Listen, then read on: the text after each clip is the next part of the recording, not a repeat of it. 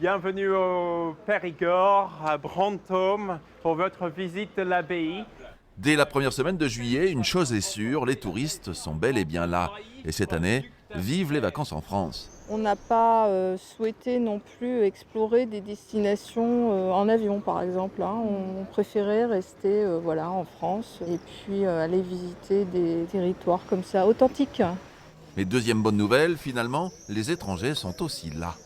Évidemment, on n'a pas toute la clientèle étrangère qu'on a d'habitude, hein. Par exemple, malheureusement, on ne revoit pas du tout les Anglais, à part les gens qui habitent ici, hein. Par contre, on a des Belges, on a des Suisses et on a des Hollandais. On est très contents parce qu'on a du monde. On ne l'aurait pas imaginé il y a encore 2-3 mois. Côté météo, les juilletistes n'ont pas eu à se plaindre. Il a fait chaud, des pics de chaleur flirtant ou dépassant légèrement les 40 degrés. Il faut alors chercher la fraîcheur. L'eau, elle est pure, elle est fraîche, on y est impeccable. On peut faire des petits barrages, on peut se faire des petits transats naturels pour se baigner. On est loin de tout le monde, loin du Covid, loin de tout. Et voilà. Heureusement, les nageurs ont pu reprendre quant à eux, début juillet, le chemin des bassins, sous condition. Alors, il n'y a pas de casier ni de cabine. Vous rentrez habillé sur les bassins. Sur les bassins, vous avez des zones bien spécifiques pour poser vos affaires. Le protocole s'allègera quelques jours plus tard.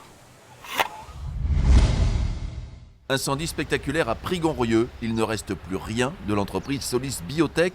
Les 2700 m² sont partis en fumée. Les milliers de litres de gel hydroalcoolique fabriqués par cette entreprise de cosmétiques ont bien sûr attisé les flammes. Le propriétaire du circuit motocross de Saint-Jory-Las-Blou est satisfait. Le tribunal administratif a autorisé son ouverture après des années de polémiques. Les riverains ne décolèrent pas. On a un circuit qui a été homologué sans permis d'aménager. La suite juridique, ce serait d'aller en cour d'appel pour aller contre la décision du tribunal administratif. Je vous ai compris!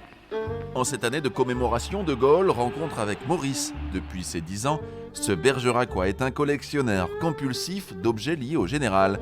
Du cigare aux cartes à jouer, tout est bon.